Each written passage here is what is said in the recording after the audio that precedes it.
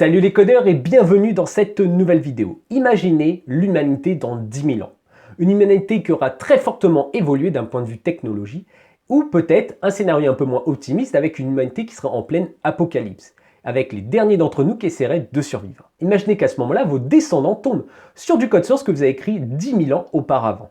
Qu'est-ce qu'ils pourraient penser de ce code? Alors je sais que ça peut être une question qui peut paraître un peu folle, et pourtant c'est bien une question que s'est posée GitHub à un moment donné, et il cherche d'apporter une solution. En effet, GitHub a mis en place un projet qui s'appelle le GitHub Arctic Code Vault, et qui a pour objectif de sauvegarder l'ensemble du code source qui se trouve sur GitHub directement dans la glace en Arctique. Alors en fait, ils ont fait une copie de tout le code qu'il y avait dans GitHub au 2 février 2020. À croire que les mecs étaient devins et qu'ils avaient prévu la pandémie du coronavirus. Mais moi, ce que je trouve fou surtout dans cette histoire, c'est qu'ils ont vraiment pris tout le code source qu'il y avait sur GitHub. Ils n'ont pas fait de tri, ils n'ont pas pris uniquement les projets sérieux comme les éditeurs de texte, les OS ou encore les frameworks. Ils ont pris même le code de Monsieur Tout-le-Monde et potentiellement des codes un petit peu poubelles. Je sais pas pour vous, mais moi, dès que j'ai appris cette information, je me suis direct imaginé un descendant dans 10 000 ans qui va choper du code source poubelle que j'aurais pu mettre sur GitHub. Info flash, priorité au direct. Des chercheurs ont trouvé, enfoui sous la glace de l'Arctique, un trésor d'une civilisation ancienne vieille de plus de 10 000 ans. En effet, les chercheurs ont trouvé un support contenant des informations cryptées. Après plusieurs années de recherche, ils ont réussi à décrypter les informations. Voici en exclusivité une partie de ce contenu. Ouais, ils peuvent tomber sur ça.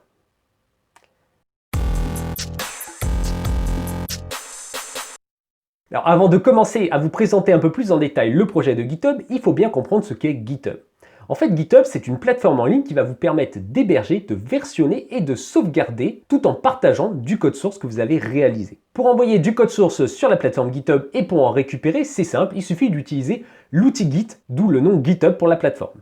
Alors pour ceux qui ne savent pas utiliser Git et GitHub, pas de panique, j'ai créé une petite formation à ce sujet, je vous mets le lien dans la description. Il faut savoir que GitHub compte plus de 40 millions d'utilisateurs aujourd'hui, avec environ 45 millions de projets ou de dépôts.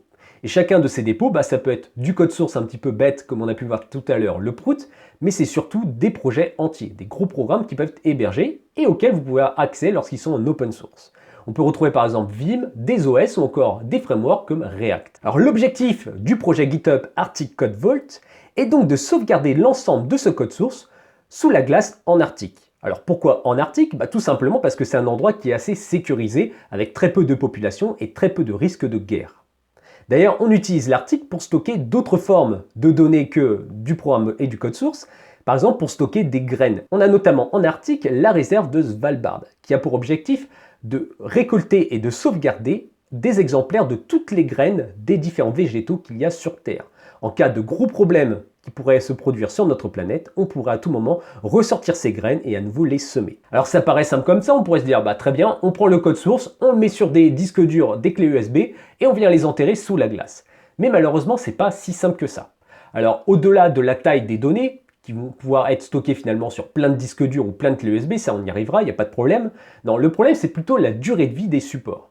En effet, un disque dur ou une clé USB, c'est pas immortel. Ça va avoir une durée de vie d'environ 30 ans seulement. Donc si on a envie de tenir 10 000 ans pour pouvoir faire une sauvegarde de cette trace d'un point de vue de l'humanité, ça va être compliqué avec des simples disques durs. Alors bien sûr, GitHub et la société Microsoft se sont penchés sur le problème et ont fait appel à la société PQL qui s'est chargée finalement d'encoder sur une bande de plus d'1 kilomètre l'ensemble des données contenues sur GitHub. En fait, cette bande elle est composée d'halogénures d'argent et de polyester. Alors je vous rassure, moi non plus je ne suis pas chimiste, je n'ai pas compris exactement de quoi était constituée cette bande. Tout ce que je sais, c'est qu'elle permet d'encoder les informations et de les conserver entre 500 et 1000 ans. Alors c'est beaucoup mieux qu'un simple disque dur, mais on peut voir qu'on est encore loin des 10 000 ans qui sont dans les objectifs. Les équipes de Microsoft Research sont toujours sur le coup. Ils ont peut-être trouvé une solution à leur problème.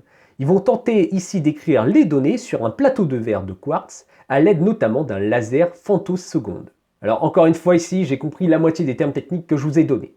Mais ce qu'il faut retenir ici, c'est que cette méthode pourrait, cette fois-ci, contenir et sauvegarder les données pendant presque 10 000 ans. Alors pour ceux qui n'avaient pas encore mis sur GitHub le code source qu'ils voulaient léguer à leurs petits enfants, pas de panique puisque je pense qu'à l'avenir, GitHub fera à nouveau un snapshot des différentes données qu'il y a sur le serveur pour les sauvegarder justement sur cette fameuse nouvelle bande au quartz qu'ils vont créer. Alors ne vous inquiétez pas, il n'est pas encore trop tard pour pouvoir y mettre votre code source très important, comme par exemple un printf-prout si vous le souhaitez. J'espère que cette vidéo vous aura plu. Si c'est le cas, n'hésitez pas à mettre un petit pouce bleu et à vous abonner à la chaîne.